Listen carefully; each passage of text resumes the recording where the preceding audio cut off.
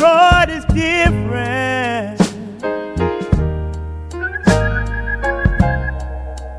Detroit is different. I can feel it.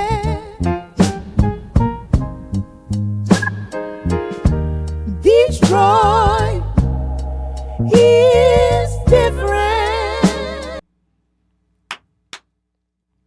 Welcome back. Welcome back to the Detroit is Different podcast studios. And in studio is somebody that I've known for some time. And when I talk about some time, the Eastside, East Pole Town is what I think some people call it. I call it the for sure enough Eastside, around the side where you may go to Kettering or you may go to King, but that's kind of how I know neighborhoods. And he's been in the mix of that neighborhood for a long time. Family roots there, and actually one of the minds behind one of the largest community cookout, barbecue, block club events that I've seen in a long time. And the roots of that community through him go back generations and generations and generations. So I know him as Coach Kellogg, but he's running for District 5 Detroit City Councilman, and that would be Kevin Jones. How are you today? I'm okay. How you been doing, Kyrie? All is well. All is well. Yeah, man. And actually, this is after some time. We had like some technical setup before today's interview and before my whole block was being flooded. It's as they say, the right time seems to sometimes take too long, but yes. This is the right time. That's right. I agree with that, and if something would have took place earlier, we may not have had the opportunity to discuss the things that we'll be discussing today. Yes, sir. Yes, sir. So these Detroit is Different always start with you and your family roots. And I've met a couple of these people because, like, if you can check the archives of Detroit is Different, you're going to see some of these friends of the park and that community around. But your family roots to Detroit. How many generations deep is your family to Detroit City? Ooh, wow. My mother and father moved back here in the 50s. Okay. And so when you say back, who were the first people here then? My grandfather. My grandfather actually came, but he went back to Bessemer. And I guess he came to establish things for my father. And so when my father came, he came with him and about 4 or 5 of his nephews. Okay. So before your uncles and father, let's go to your grandfather's story. You said Bessemer. Where's Bessemer? A. B. What was your grandfather looking for in the city of Detroit? Well, Bessemer, we know, is in Alabama, and he was looking for a better opportunity. He was the father of 12 children. That's a good amount. That's full court right there. That's a whole squad. That's a whole squad. And my father was the youngest of 12. And so when he came, of course we know that Detroit was changing and into the big three. Okay, what era did your grandfather get here? He got here in the late 40s, early 50s. Okay. Yes. And so he was here only for about 2 years. Okay, but that was the time where Detroit was pretty much like at its peak, near 2 million people and bustling. Yes. And the community in which I grew up in is the area in which he came to was still pretty much Polish. And but he met some good people and he told them about his sons and he sent his son up here. Yeah. Okay. All right. So from there in Bessemer, Alabama, what was the trades of your family? What were they doing? What was going on in and around there? There was a pipe factory in Bessemer. And so one thing about my mom, she was very protective, right? And so my mom was from Georgia, but they met here in Detroit. And my she refused to allow us to go back to Bessemer, right? I don't know if that's a discussion between her and my father, but they was all at this pipe company. And so my father, I guess when he talked to my grandfather, he saw opportunity. And my father came, and matter of fact, the crazy part, they came because of the big three, but my father and many of my relatives worked for the city of Detroit in the water department. Interesting. Okay. So from that era in the late 40s, when did your father and his brothers move up this way? About 52. Okay. 1952. All right. So not even that far after your grandfather. Right. So it's almost like your grandfather did some reconnaissance and some scouting and said, okay, this is what I think could be a better opportunity. Right. And do you think your grandfather just thought, like, if I was younger, I would take it, or this will fit my sons a lot better? What do you think was his take for not wanting to stay himself? I think a lot of times our ancestors do things to protect us. And I don't know what actually was going on in Alabama, but I know he wanted to protect his children. I know that one of my aunts had an incident with a Caucasian, and so my dad, who was the youngest, but he was the that family oriented. No, you ain't gonna do this. You ain't gonna do that. And I think that it was more of a protection of his children. And I think that opportunity prevailed itself or presented itself, and boom, he sent his kid. Well, similar to the story that leads in one of the opening chapters in Mayor Coleman Young's Hard Stuff book and autobiography, and then also Coco, the comedian Coco, is set and gave the story of what her family did. There are many, many stories of Black folks that escaped the South from interactions, especially during the Jim Crow era with white folks at the time. Yes. And it was deadly and lethal harms that could escalate and impact so many others. So that let's hop in the trunk and let's get on up. Yes. Is something that many people did. So your family, with so many other families, I believe that even James Boggs had a story like that, similar to bring him up this way. And so many other people just even looking at a lot of those vestiges of the South and saying, nope, I don't never want to go back, because possibly, what's going back is those same horrors, that racism, the tragedies of the horrors of what existed in America and in some ways still exist in certain towns. Also, not to mention, as I often sometimes uplift, like that town over. Yes. Sometimes people move some towns over. You know what I'm saying? Right. Right. And sometimes it may be from like that black collar economy. You know what I'm saying? And something else about that, excuse me, is that us as a Black people, we kept things within. We never let the right hand or the left hand know what the right hand is doing. And so many that may have migrated to Detroit or other cities, Chicago and perhaps New York, we came to erase the past because we don't know what they really done or what really transpired. And a lot of times they didn't pass that down. And I think that is something that can hinder us as a people, because especially with today's society, we don't know about our ancestors. Yeah, and this has been uplifted before too. Shout out to Amber Redrick and all the work of Teen Hype. And similar, even in the Coco interview, it's, as we know, children are seen and not heard. Right. Talked at and not talked with. And in different iterations and different eras, that played a role in survival for some, but we'll hold on to certain things, and it can be cause, let's say, social apathy for a minute. Like, you know, it can hinder some things because it's not going to be as fluid and you don't get the full context of some of these stories. But even in the stories in my own family, when you hear, here's a classic one, you know what I'm saying?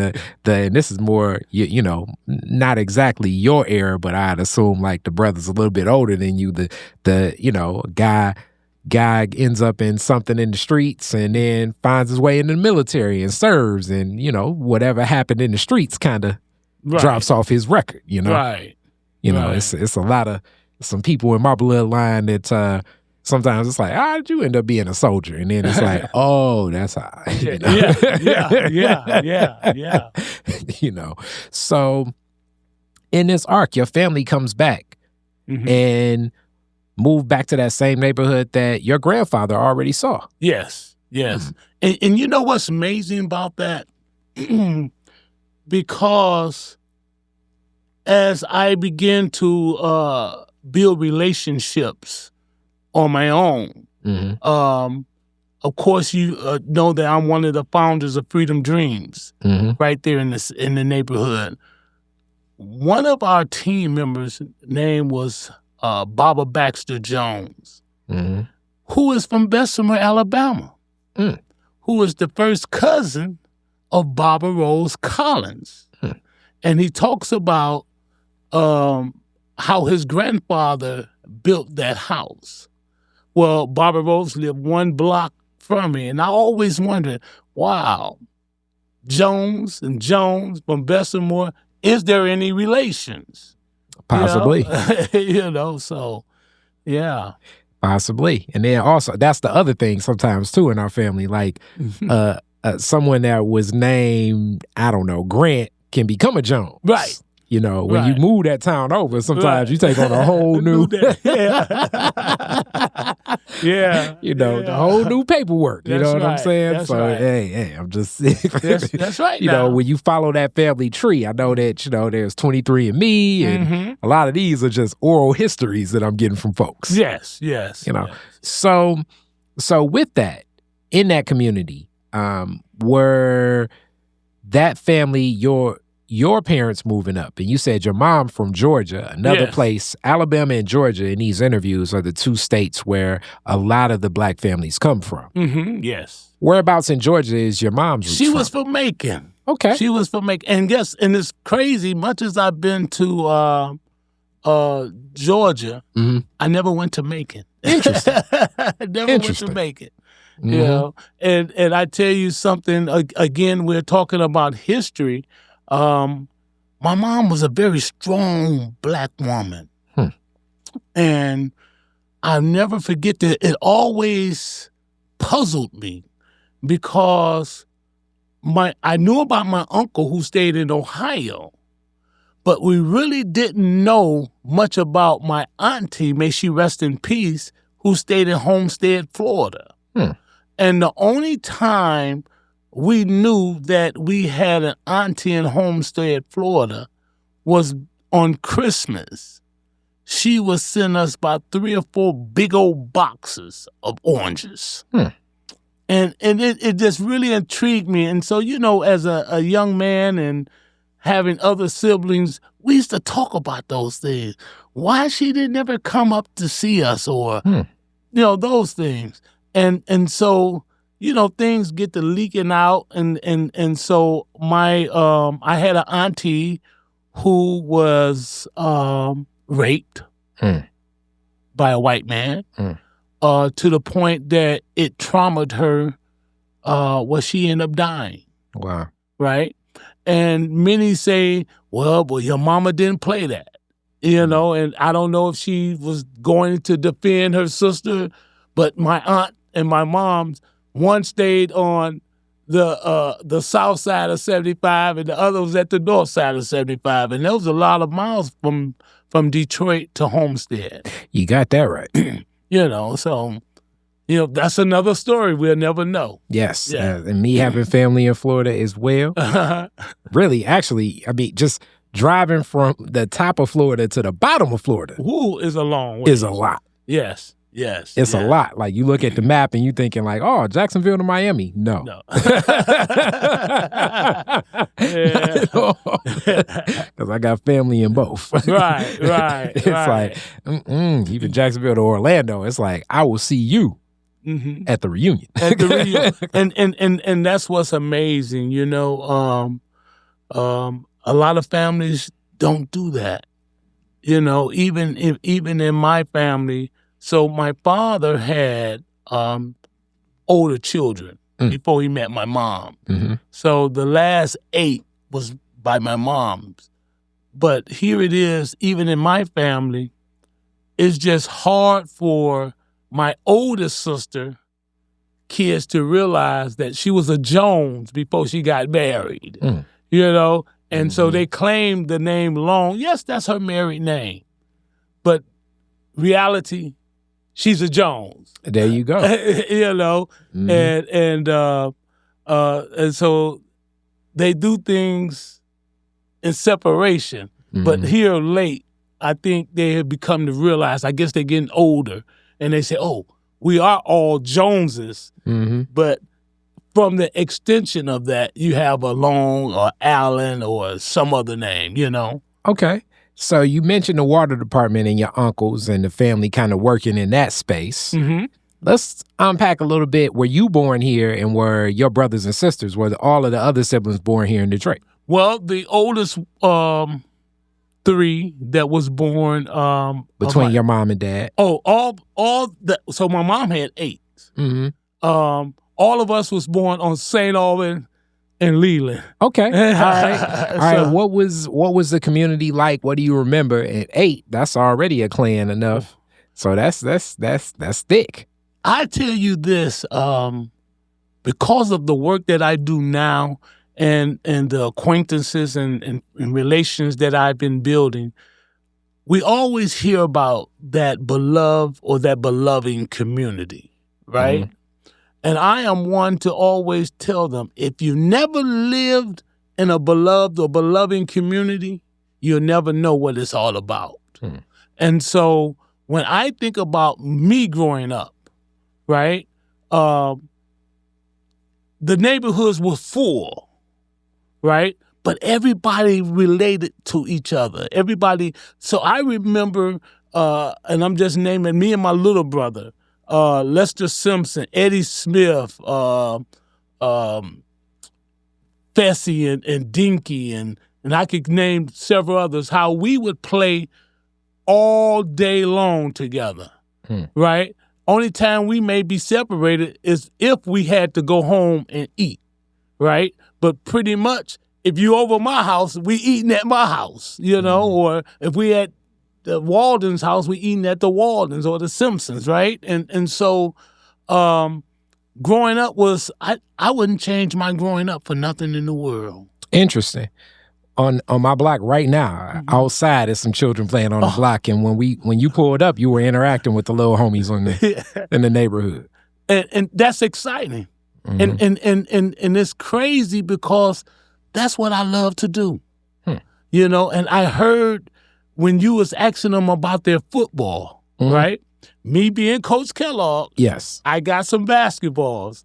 So I'm going to go home, pull one of those basketballs out, and I'm going to bring it and give it to those kids. I'll probably give it to you because parents sometimes accepting things from strangers, but they'll get to know me. But I'll give it to you to give to them. Okay. Because I think it's important for us to bring our kids out of the house and let them grow and begin to do. See, because kids truly is the connection of adults. You know, the friends I had, because I was their friends, guess what? My mom may ask them, well, what's your name? They tell them their name. Well, where you live at?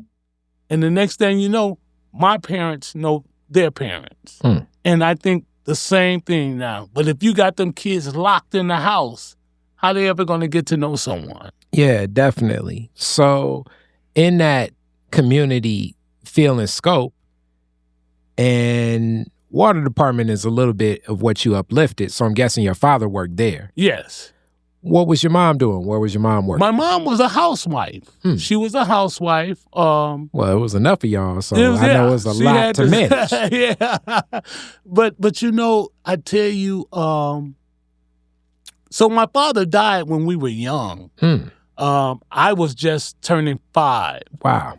And my youngest brother, and so, yeah. So my mama taught us, first of all, the boys, how to survive. So your father passing at such a early age, was that natural causes? And condolences on that loss. And also, he's up here with his brothers, his uncles. What do you remember about that just being 5? What I remembered is that he was the nucleus of the Jones family. Matter of fact, my father, from stories I hear, was the nucleus of many of the black families in our neighborhood. Even though he was the youngest? Yes. From your uncles and aunts. They looked more so up to a lot of how he moved. Yes. For their moves. Yes. Yes. And I share this. Upon his passing, maybe a year or so later, they began to not come around as much. Interesting. So in this space also, and witnessing that, as this topic sometimes comes up, but at that early age and you processing this and witnessing it, grief. And grieving and what that looks like for everyone. We often speak of mental health these days, and in that I'm still learning a lot of it. What seems more ever clear and ever present about mental health is it's everyone's personal journey, however that functions. Yes. One of those key components is that grieving and the process of grief and what could be reflective. So I'm wondering, in that strength of your mother that you speak of, how did she approach just processing something like that in an era where definitely a quote unquote man in the house is just how society sees things? With my mom, first I can honestly say this: she never brought another man in our home. You know, she never brought another man. Did she date? She didn't put it before us, right? I must share this. It was like she passing nuggets. So my oldest brother, who we buried last week. Wow, condolences. He was more like a father. He was more like an angel or protector. But she knew that it was many of us, right? Yeah. Because not only was it us, but some of my older nephews and nieces stayed with us. Wow. And so she would pass that nugget down to him, and he, as a 14, 15-year-old, will begin to teach us, you know, the structures in which my dad had embedded in her. How do you think your brother, and as I say, condolences on that loss, how did your brother at such a young age take on this role and this responsibility from boy to man, from child to now? It even redefines that relationship, as my mother passed away in 2017. And for anybody that has lost a parent, as I talk about it, grieving is a lifelong journey. But in losing my mother, it's redefined my relationship with my father. It never was, you know, not saying good or bad. It's hard to quantify more what those relationships are, but we definitely have a whole new redefined relationship, as my sister does as well, just because now it changes things. And in losing one parent, if your parents are together, it definitely changes, I believe, the relationship as a child you will have with your parent. Right. But I'm imagining your brother now is that is a very different role and responsibility. How measured was he in handling that? And what were and I'm guessing this is going to be some mental, some spiritual, some psychological, all types of support poured into him from your mother. Oh yes, and I had an older sister, right, who was working. But I'm going to come back to my brother because my sister took a lot of load off of my mom's. She was the oldest of my mom, so when I was 5, she's 15. So she was pouring and helping him. But he was, I would say, he had wisdom. And I guess the things that he saw helped create that manhood in him. And so even at his homegoing, I was talking about how he was teaching us. He loved basketball. And he would teach us, and we had a 13-inch TV, and we call it the playroom. It was the biggest room in the house. So the 5 younger boys and the nephews that was there, we slept in that room. So you had a couple sets of bunk beds, one big bed, and things like that. But he would teach us everything he knew. And we just began to develop and grow. And so I believe that as he grew and learned things, he will teach it to us. And so we was very athletically inclined as a family. But it was those things that took you away from the thoughts of your father's not here anymore, or the things that your father would do. He, at an early age, because then you can go into the plant. So he went into, I think it's Warren Trucking, and began to work for Chrysler, I think at 17. And so he would pass things down to us, and the best thing I ever loved about it was 2 stories. One, he told me when he was playing junior high basketball, and some of the older schools has the track around the gym, how somebody threw a desk off the top of he thought it was a man, and he spent off of him, and still winning. And he was a big guy, so they would say he was better than Charles Barkley, so he was pretty good. Okay. But the second thing was when he wanted to buy himself a car, he bought this Monte Carlo. I think it was a 73 or 74 Monte Carlo, and down at James Martin Chevrolet. And he said, "Which one you like?" And I got in the car, and this one, it was a white with burgundy seats. It was the swivel seats where you could turn. I said, "Oh, we want this one. We want this one." And so those are the things that he was teaching me, that, sometimes when you go to buy a car, don't just buy the first car, so, yeah. Okay, so those lessons. So now I guess let's now transition to, in that journey with that brothers and sisters, what schools do you go to for elementary, middle, and high school? Well, we went to Campbell Elementary, which was a block away. Awesome. I just loved the teachers back then. At Campbell Elementary, one teacher I'll never forget was a skinny little white lady. What's her name? Miss Horner. Okay. What did Miss Horner teach? She taught performing arts.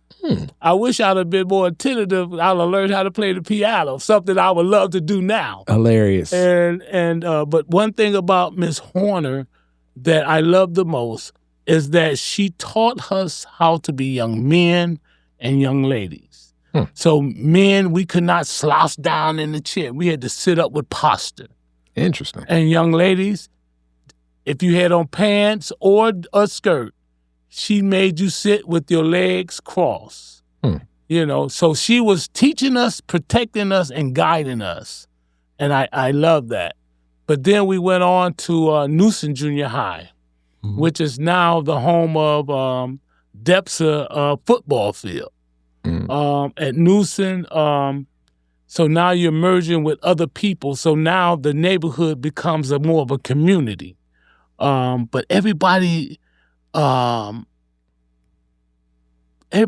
did things together. Even back then, if you got into an altercation, you would fight and be friends the next day. Now things are just kind of crazy. But we finally ended up at Northeastern High School. Okay. And at Northeastern, the Mighty Falcons, I was the first boy in my family to graduate from high school. Wow. And I'll never forget the day I walked across the stage. One, my mom rented me a car. Okay. Two, my mom was a woman that always watched and looked and seen. And I'll never forget how she, when I graduated, she looked at me and she didn't say nothing. She just nodded her head. Wow. Like, that's what I'm talking about. Okay. So, yeah.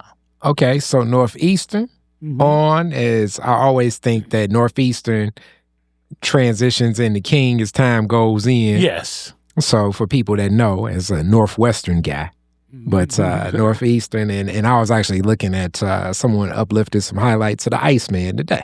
Oh, okay, yeah. But he went to Eastern, which changed into Martin Luther King. Yeah. So I know you said Kettering and King, but Northeastern was the school in the middle. There was the school in the middle. And I share this with you, Kari, that when I look over my life, everything I did was in District 5. Interesting. Even college. Okay, where you go? Okay, so I went to Cleveland State first, but I went for one semester. I was a young kid. Really wasn't even turned, I almost turned, 17? Yeah, just turned 17 my freshman year. And I told my moms, I said, Mom, I don't know about this, And she said, well, baby, what you want to do? I said, I think I'm going to come home. And so when I came home, some of my older coaches told me, look, you ain't just going, you're going to college. And so I ended up going to Shaw College at Detroit that was located on Woodward and the Boulevard. Okay. We've heard the stories of Shaw as, we often speak of Lewis College of Business, but there were other HBCUs in the city of Detroit. Shaw was one of them. I remember Kwame Kenyatta sitting in this studio and speaking of the lessons he would teach from the basketball court with Pee Wee. Shout out Northwestern. Shout out Pee Wee of Soul Day. And it would be like you learn a lesson about Black history, then you could play basketball. You learn a lesson about Black history, you could play basketball. But this all took place at Shaw campus. Yes. And I tell you, Shaw, I love Shaw so much because, and I think God was just grooming me because when I got there, I became part of the student government. So as a freshman, I was the vice president of the freshman class, right? But by the time I became a senior, I became the athletic senior award. I was the captain of the basketball team. I was Mr. Shaw, So all of these things began to progress in my life, but at Shaw, the most impactful thing that ever happened to me, I had a professor by the name of Dr.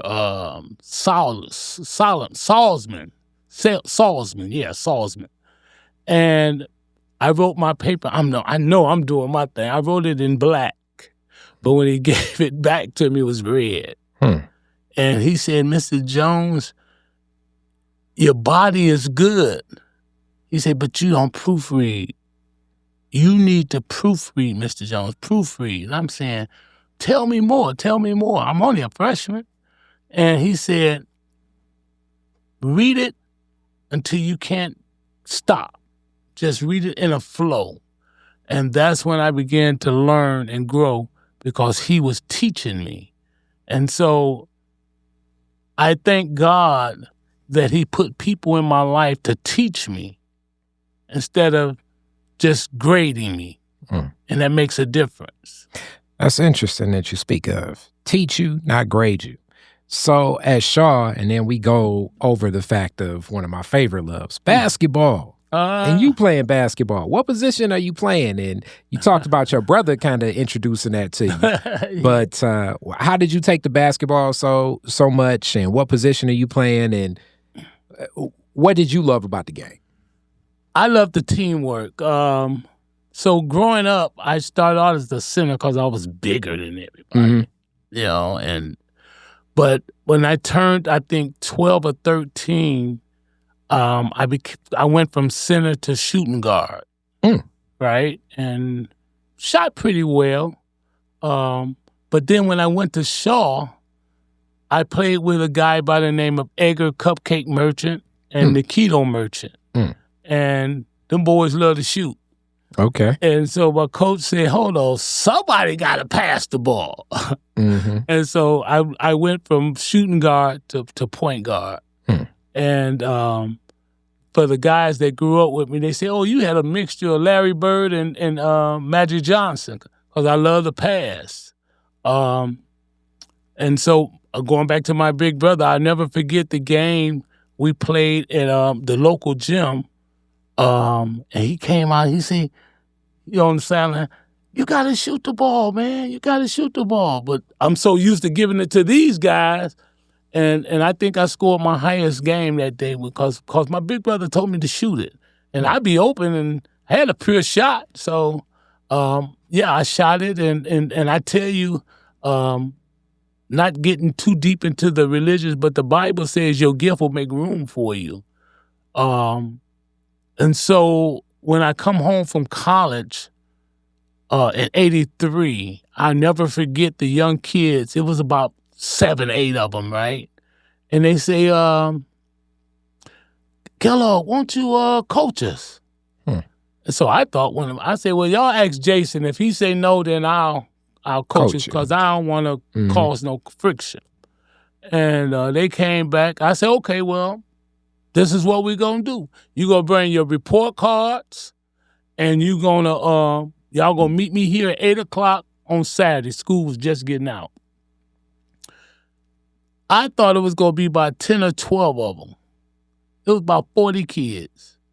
I'm like, how am I going? I ain't never coached people. And so I separated them. I ended up creating a basketball league for them.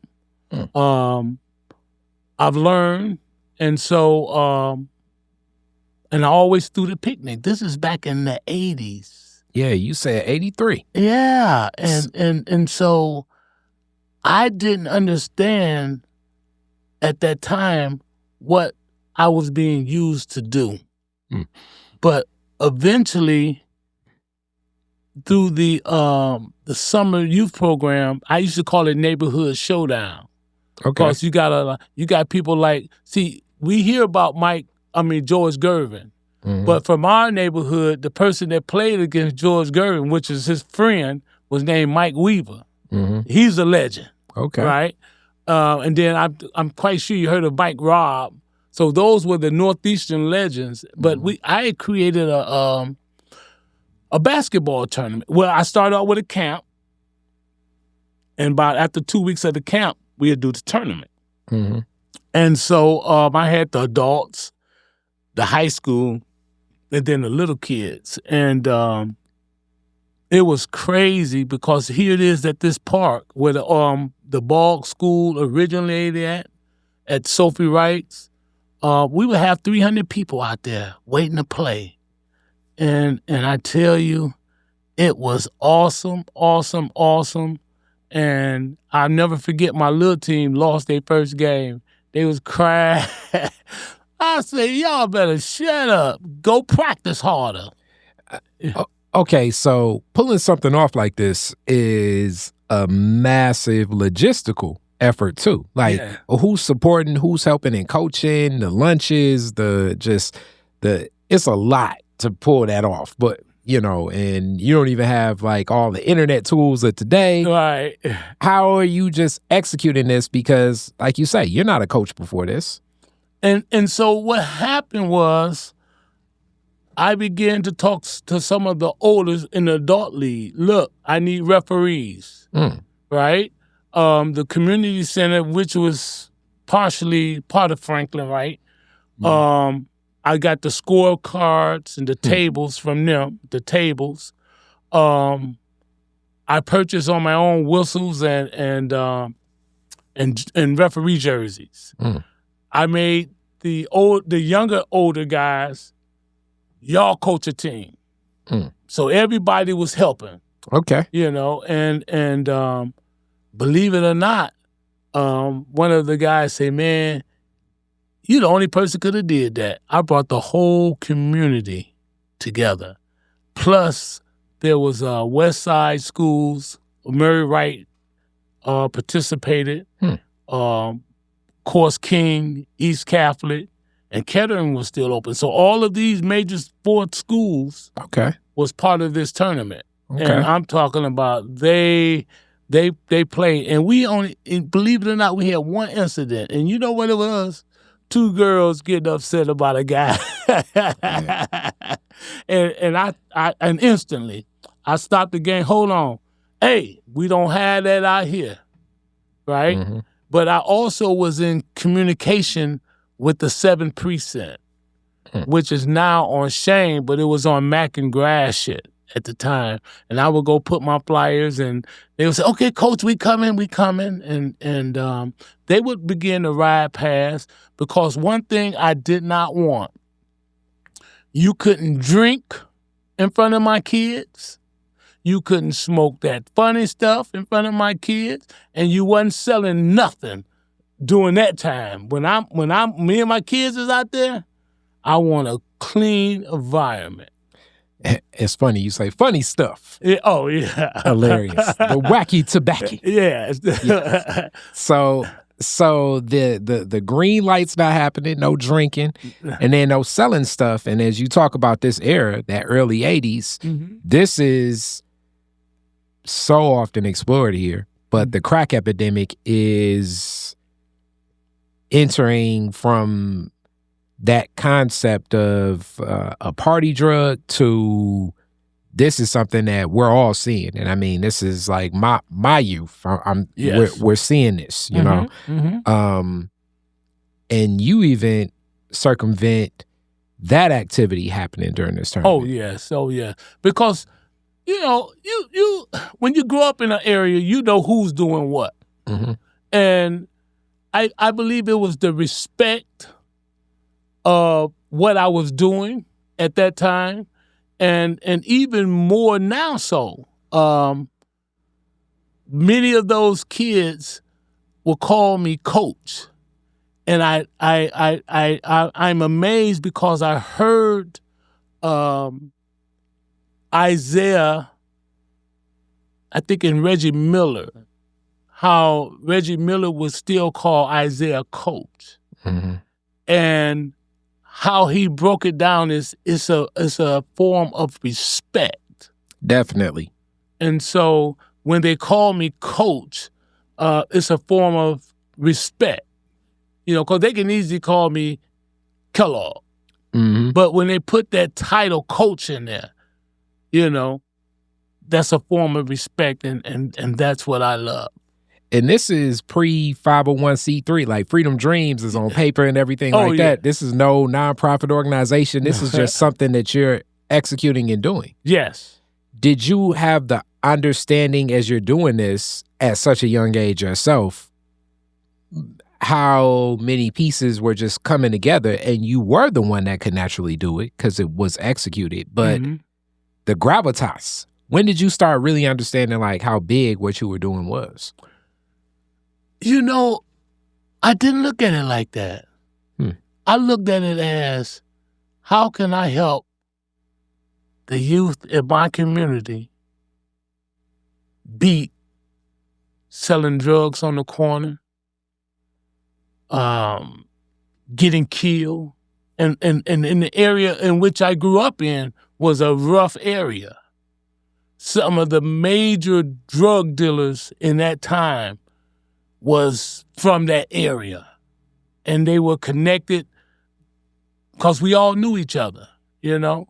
And so my thing is how can I make it where these kids can succeed? That was my whole purpose. How it happened, it has to be the hand of God, you know? Yeah, and as you talk about that hand of God in that area, on a national perspective, that was definitely highlighted through the career of the hitman, Tommy Hearns, being from over in that area, and things transitioning, and even Tommy's life and success as people saying like, man, you know, you're winning these world titles and you're getting more for fights than most people, but you still got brothers and family connected to street business, you know, and it's tough because these are the neighborhoods we come from. These are the people we know. This is our family. Our ties are closely rooted in that community specifically. And we saw some of this in like the BMF, and many people have written about this and spoke about this. Shout out to Dr. Carl Taylor, Yusef Bunchy Shakur, Dr. Yusef Bunchy Shakur, Dr. Taylor, and others about what makes Detroit so different, especially in that era, and communities like yours, because that relationship from a lot of people still working in plants and street business kind of intersecting. Yes. And that is what made, I think, certain communities like that one such a hotbed for it, because we're dealing with people like, you know, dropping a whole check at the right spot. And it's fast money, especially for kids. Yes. And since you mentioned Tommy, so me and Tommy went to elementary together. And we also, you know, he's a Northeastern Falcon. And so there was programs that, let me change that. There were community centers that had boxing programs, basketball, baseball, football. So they had these in place, and that was escape for Tommy to learn the trade of boxing, right? Basketball was a trade for many that give them a chance to go to college, right? And so you're hearing my political side of this, is that sometimes as a political leader, we make decisions for the moment and not the future. And to close down the recreation department or these community centers, what you did is now you put these kids at a place where now they got to go to the streets. And I think if now we're trying to open them back up. But I just believe that if we had not shut them down, and it's not just in the area we grew up in, it's all over the city. You know, like for instance, even right now in District 5, yes, I used to play basketball at the Bustle Center on the Eastside. But I don't think they got the gym anymore. They done something else with the gym, right? We got this beautiful complex of the Coleman Young Center. It's been shut down for 4 years. Yeah. So what is the kids doing? And what you're speaking of, definitely, and we're going to unpack a lot of that, is capacity.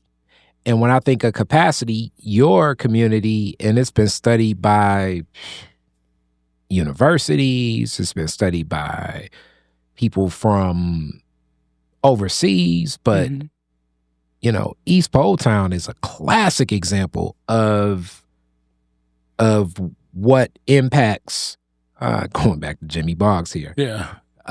Automation, NAFTA, and you had a community so built around industrial labor and industrial work. And then as the industrial labor and work leaves, what happens to those communities? And almost every iteration of so much of Detroit can really be encapsulated because of the resources that just exist there. I mean, you get off that 94 exit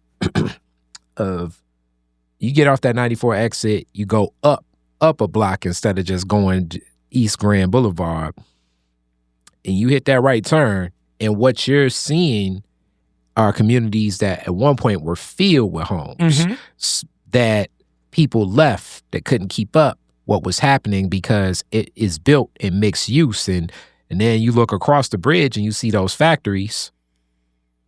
Yes. And the opportunity from the people that live here getting over there no longer exists. That is a snapshot of like the late 70s through a lot of today, even in that community. Yes. So even when we think of quote unquote people walking away from their homes and Devil's Nights and how it's been framed and everything in communities like that, that is that home. That's one of those key communities. My community is a little bit like that, but just what do you do with these spaces that now, and Mayor Duggan's revitalization plan of getting rid of blight and so many homes being, just demolished, and what exists in a community like that. You spoke a little bit to like some of those challenges from the people dynamic, because oftentimes politics, I think, focuses on places, but not people. Right. Share a little bit more about the people dynamic of that community as you're now engaging with these students and the children, the little homies, as I always say, and the families, and so much is changing in that time from the 80s, the 90s, the 2000s. And you're still engaged. What's happening? Break that down for me. So let me share this with you. We know, because you mentioned Devil's Night, and as a kid, it wasn't Devil's Night. It was kids doing pranks, far as maybe knocking over the garbage cans or throwing eggs at someone's door. It's trick or treat. Right. Kinda. Yeah, I didn't get no candy, so yeah, And so we stopped doing the knocking over the garbage can, because guess what? My friend stayed on one end of the corner and I stayed on this one, and our little brothers, we had to clean up the alley. So we stopped that. But the thing is that now, when we were growing up, or when I was in high school, we call it the railroad tracks. They call it DeQuinda Cut. And on the other side of the railroad track was an area that was disinvested. And so we called it Ghost Town. But now you have the Pepsi plant, you have Wolverine, you have this park they call Forest Park. But now you're coming back on our side as we head towards the boulevard. There has been so much disinvestment in that neighborhood that it looked like the bomb of Hiroshima fell on it. And so, but now you have gentrifiers moving back, trying to claim the land. And that was the birth of the organization that I am a part of and co-founder of Freedom Dreams, because we wanted to slow down the gentrification. We wanted to build what we call an eco village, because you got to do something to bring hope to the people. And in doing so, here it is, we have created an urban garden, right? We had 6 raised beds, now we're up to 12. We've planted trees, especially since the closing of the incinerator. It is our dream to create homes that people who were being forced out can have a place to stay. You said something about the blight. I believe that instead of tearing down, how come we can't build? The same houses have good foundations. Many of them, we just being honest, is that when they did the foreclosures, people was forced out of their homes, and then the homes sat there to deteriorate. Which you're bringing up another one of those big elephant in the room discussions about Detroit, which kind of goes into the largest of it. The city can handle a capacity of 2 million people. Yes. And it's been less and less of that 2 million the whole time. And also, this is a Kari Frazier take, not even necessarily a Detroit is different take. Here we go. When you look at that face of being black folks, any of those resources become even more and more scarce, which now I go back to even that Devil's Night point, which soon I'm going to be releasing a piece with, I know a lot of those first black firefighters, that Detroit Phoenix crowd. Because like a lot of institutions, the firefighters black folks weren't being firefighters either until the Coleman Young era. But a lot of that Devil's Night were a lot of white families that owned properties that left here that saw the asset of insurance money from a house being burned down from said actors coming into the city of Detroit. So hence, Devil's Night coincides with a lot of insurance fraud. Yes. But it lines up very well because if you're living in Birmingham, Michigan, or Auburn Hills, Michigan, or let's just say you moved to California or Florida and your Irish family or Polish family no longer has been in Detroit and it's just more of a headache to keep this place up and Devil's Night exists conveniently and they're just burning down homes for no reason, there you go, right? Yes. So that hit communities like mine a lot, but definitely over there. Yes. Just from talking to the firemen in just the pre-works of this process. Yes. I know that was one of those heavy places hit with that. So let's frame what that is. It's not like you say, it's just not like, you know, Detroiters just going crazy burning up our own stuff. No. It was very strategic, targeted homes from people that usually left the city for a long time. And now you get, as you talk about, these other homes that the city takes from foreclosure after a home ownership crisis. And now it goes either in the ownership of banks or the city. Yes. But it still ends up the same of these properties aren't upkept. They're not up to code and standard. But the barriers of entry of a person trying to interact and engage with these spaces can be very arduous, very tough, very difficult of just making it function. And the whole time as people, me being people, living on a block like mine, it ends up frustrated because I'll see the signs that the city will put on like a land bank property that a person bought, but then you go 2 houses over and you see the house that the city owns. And I definitely know under the Duggan administration, the course of action was to demolish many properties, and many properties have been demolished. And that impacts community so much because I don't think due to the cost of the resources to rebuild and redevelop, the houses aren't coming back looked at from valuing places as opposed to valuing people. Right. You got a plan where you're valuing people because you want to have people in these places and come up with unique ways. And I know I'm speaking from what you're giving, but unique ways to have those structures for families. Well, I share this. So at Freedom Dreams, we have a young man by the name of Sam Scarterfield, who's an architect. And he's teaching our youth how to become design builders, right? And we have taken a carriage house and made it a workspace, right? We're creating a fab lab, whereas we want to learn and teach how to build a home, first of all, that won't be 100, 200,000, maybe 60,000, right? Don't be for the profit, but be for the people. And what are you saying, Coach? I'm saying that if it costs us $50,000 to build this house, we can charge $60,000, charge them $600 a month, same as cash. 2 months out of the year, you don't even pay anything. And within 10 years, you've paid off your house and you're a homeowner. The houses that it cost us $30,000, $35,000 to tear down a house, many of these brick structures, the foundation is good. We can put $20,000, $25,000 into building that house, right?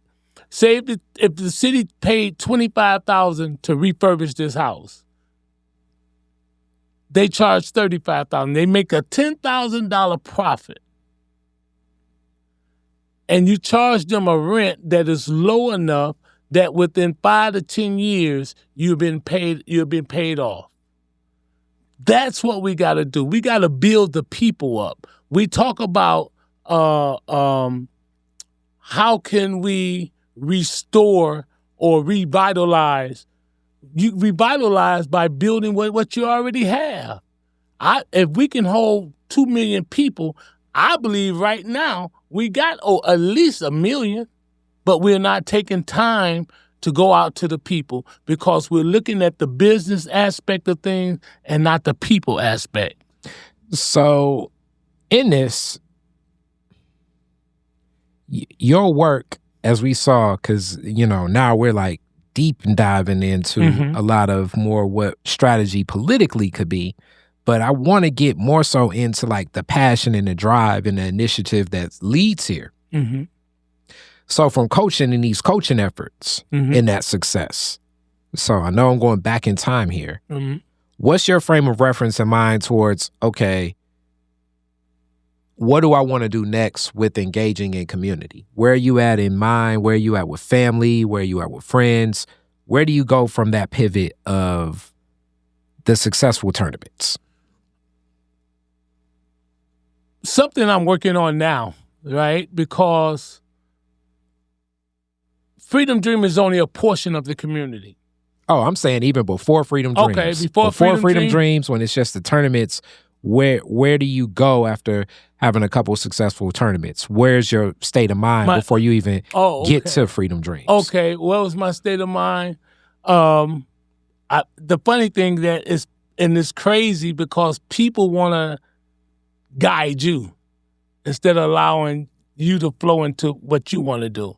So even back in the 80s, people were saying that I should be mayor. But I believed that if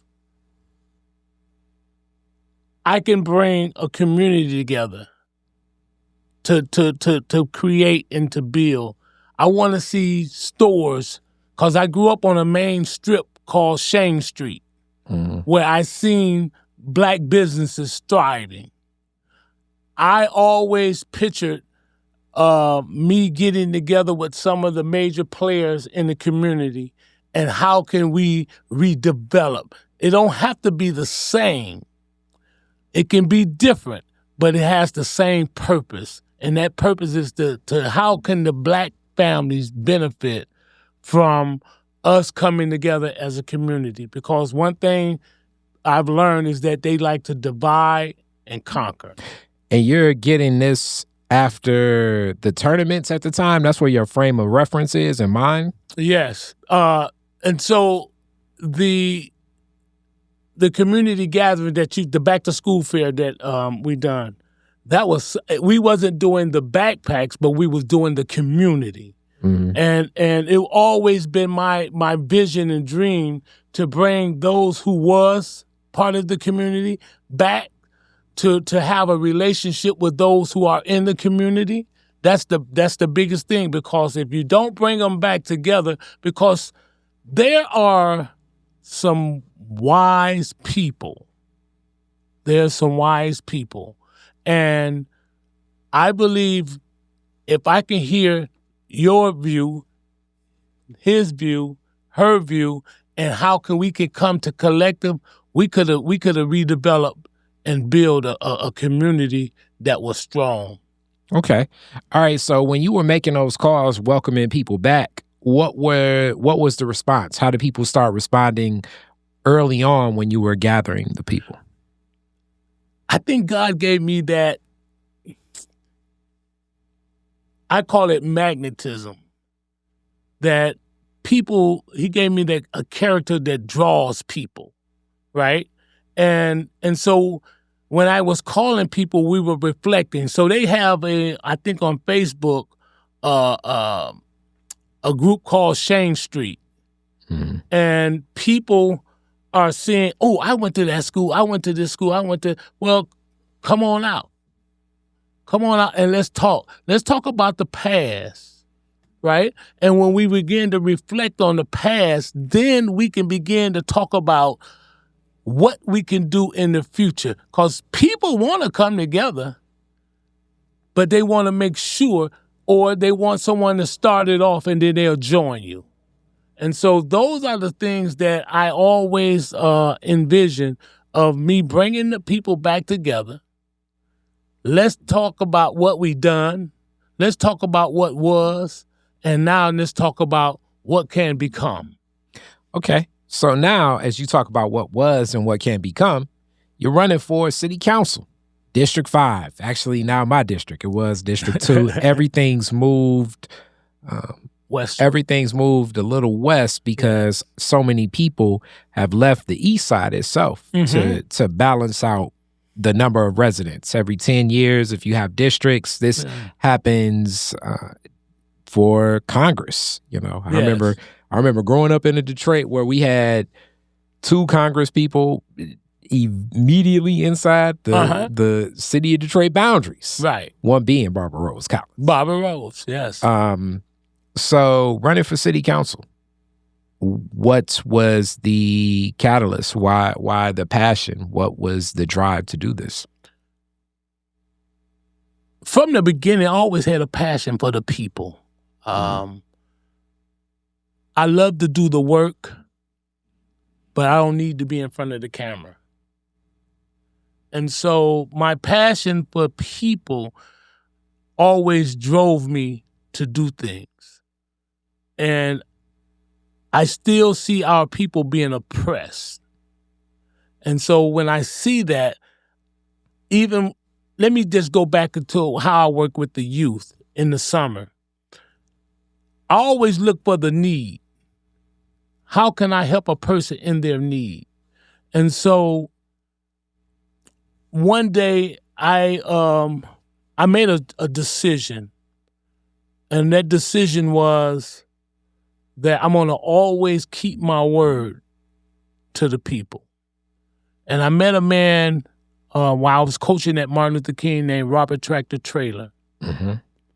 And Tractor Trailer had told me to, he said, Coach, I'm finna go. They say I'm a top 5 pick. You got to come and see me. And I told him I will come. But I didn't get a chance to go to a game up in Ann Arbor. And so I made a choice to go see Tractor Trailer play his last games in Atlanta, Georgia. But while in Atlanta, Georgia, a conflict took place that I seen, but because of my lawyer telling me, you just be quiet because we know we gonna get you out of this, I consequently followed the leadership of my attorney, and it cost me time in prison. But while I was in prison, God allowed me to facilitate recreation departments. And I created programs for impoverished inmates. But one day while I was sitting at my desk writing a letter to my wife. Something told me, map out District 5. I'm mapping it out. And several years later, as I was preparing to come home, I was telling them about my nonprofit. My nonprofit was birthed from behind the prison walls. And I said, I'm also going to run for city council and I'm going to win. When I come home, 2 days later, I get my right leg amputated. It didn't stop me. Because I didn't understand what God was doing. I understand what Coach wanted to do, but I didn't understand what God. And so in 2023, me and a couple of my high school classmates, well, we all went to Campbell and Newsom together as well, was down at They Say. And they introduced me as Coach Kellogg. And I said, oh no, my name is Kevin Jones. And I am the next city councilman in the city of Detroit, District 5. And from that point, I think that's around the time during the COVID when me and you met. And I shared that with you. And so there was a purpose God was using me for. And so now I see the purpose. Why? It's because my hand has been on the ground working, creating a space that was disinvested, a space that was a dumping site, a space that people didn't even want to drive down the street, right? And so one thing I've learned is that God used portions to build it. And so here now, as I help create Freedom Dreams, I'm believing that I can create a dream that would be a blessing to the people of Detroit and especially District 5. We're on the move. There's a lot of challenges that has to take place. There are policies that needs to be changed, and there's decisions that must be made, and sometimes in making that decision, it has to be no. Okay. And with that, the question, and I believe even when you raised that to me when we first met, probably something similar would be back to the bandwidth. A lot of people want executive actions being taken. City council is a legislative seat. So a lot of it is balancing the budget for the city and also enacting ordinances. Now, it's definitely influences to know different departments and different things, but that's the role, you know, as written from our charter, is in that space. Knowing so much of what the people and meeting the people with a lot of the executive actions being taken, what will be your pace? What will be your method to be responsive to the people while being in a legislative position and not an executive position? You bringing it all out me. But one thing I've learned is because I watch people. The city council is a very powerful entity in Detroit. Very much so. But as long as they are individualized, they will never accomplish the work that needs to be done. Expand on that. Expand on that? Well, when I look at, when I look at Coleman Young as the mayor, and I look at Barbara Rose Collins and all of the council members at that time, even if they had a problem in the midst of each other, we never seen it. And so they were in sync of helping the people of Detroit. I'm not saying that the council people are not doing a good job, but I think that once we come together as a whole, we can build a future for our people, and we will become on one accord. Sometimes, and I'm using what I do and what I know as an example, as a basketball coach, you constantly got kids coming in and leaving, right? And so in order for this team to become successful, you have to begin to bring the team together doing things not just on the basketball court, but out in the community. And so we come together, District 1 through 7 and the 2 at large, and become one. One voice, one people, one message. Then things will change, because now when people are coming, it's not about, oh, we can build this or we can do that. Well, what is the people want? And that's what we got to do. We got to put the people who is electing us in office back to the forefront. And I think the city will be a blessing. It will grow. It will prosper. Downtown looks beautiful, right? But the community that you live in, the community that I live in, and the community that I grew up in, all District 5, there's a lot of pockets. And when I say pockets, empty pockets that needs to be developed. And one thing I'm doing in my portion of District 5, where Freedom Dreams is, I'm bringing all the leaders together. I understand the Arboretum wants green space. I understand the grassroots Detroiters want housing. They want to cut down some of the old dead trees. My thing is, okay, you want this, you want this, you want this, Freedom Dreams want this. How can we come together and help one another?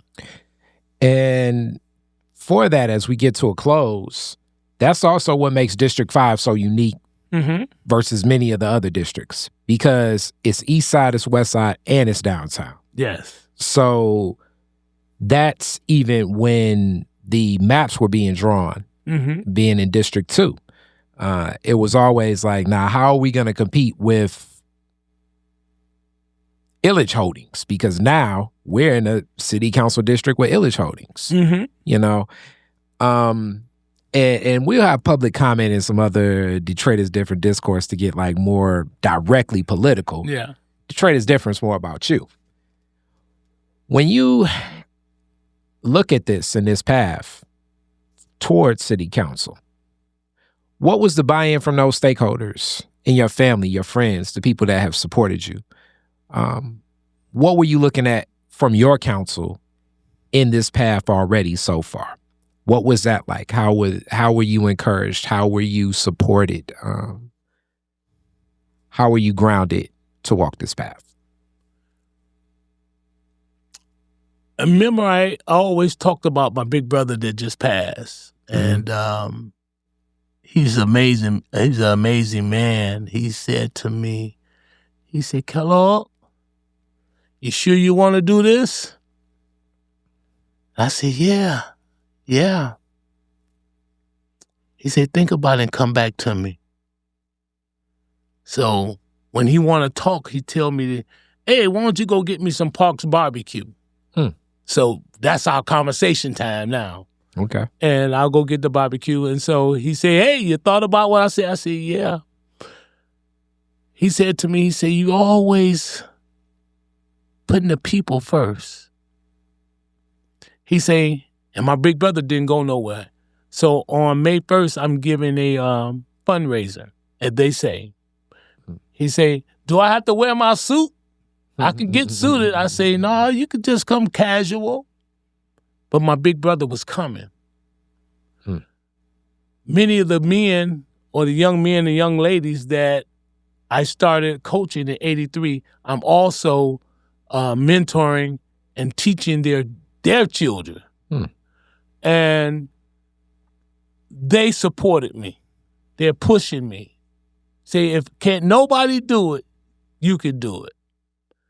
And one of the young students of the father that I raised, this young student told me, he said he comes from school, he go to Edison, I'm at the center, he comes, he said, Coach, when are we going to go out here and talk to the people? Because I don't like to lose. So he's putting himself in my shoes. The people in my community, and I'm not just talking about the blacks, I'm talking about the Caucasians as well, supports me and believe that I can make a difference for the people of Detroit. But I always tell them this. I say, everybody has an issue. Tell me your issue and we can work it out. Because if you put all the burden on me, it ain't gonna work.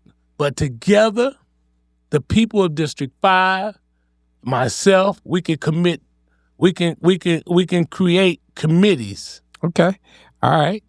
Well, I'm with it. And like I say, we'll get into some political discussions on a whole nother forum. For those that watch Detroit is Different, though, it's like, you didn't ask this, that, or the other. We can get into so many of those political things that we talk about with public comment every week. And it's great that that we do have these options and those that have this passion for this city, because I do think that this next path politically is going to be a very important journey for the city and the history of the city. And like everything, I believe in Eastern philosophies. In crises, there's opportunity. And I'm very optimistic, there go that term, that opportunities will be created and it will be centered in community. Yes. With that, classic Detroit is Different questions. Classic ones now. Very first car, year, make, and model, year you got it. Actually, the very first car I got, my mom bought it for me for a senior gift.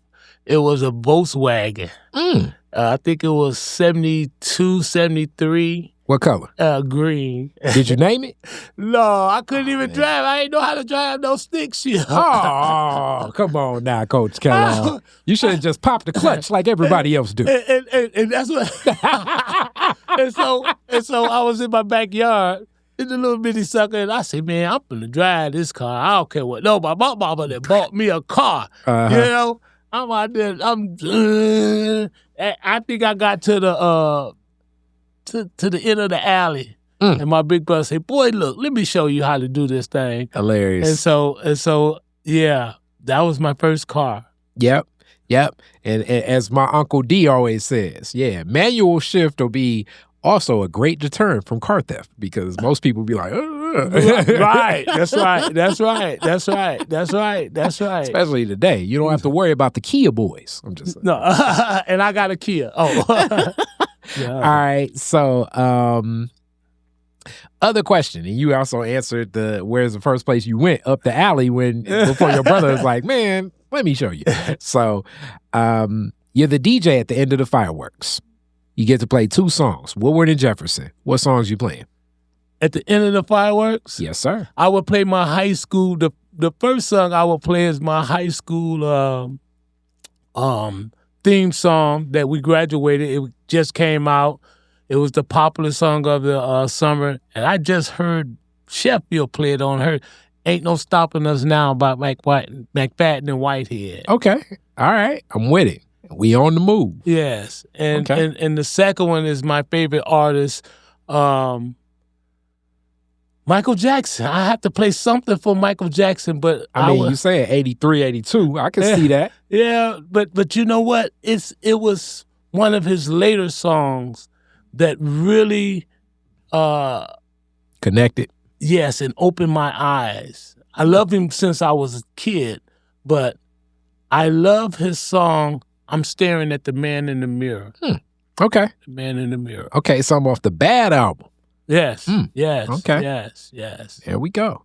All right, and Now, you could rename Woodward after one Detroiter. Who would it be and why? Rename Woodward. Ooh-wee. I would probably name Woodward after either Coleman Young or Barbara Rose Collins. Coleman because he was a very influential black mayor, but Barbara Rose Collins because she was very influential in my life and the life of those who are in my community. Very much so. Very much so. Coleman Young is shouted out the most, but Barbara Rose Collins, as we know, not uplifted in that light, and somebody for sure, in the trenches with the people, and my godmother, Joanne Watson. So we always will welcome both of those energies. Okay. I like that. I could see like maybe the east side of the street. Okay. be one, and then the west side be the other. But both of them is from the east side. I know. That's why. Yeah. So I don't know how that will work out. Right, but yes, right. Exactly. So there we go. Yeah. Thank you so much. Thank you so much. Thank you for the opportunity to share with the people of Detroit. Always. Peace.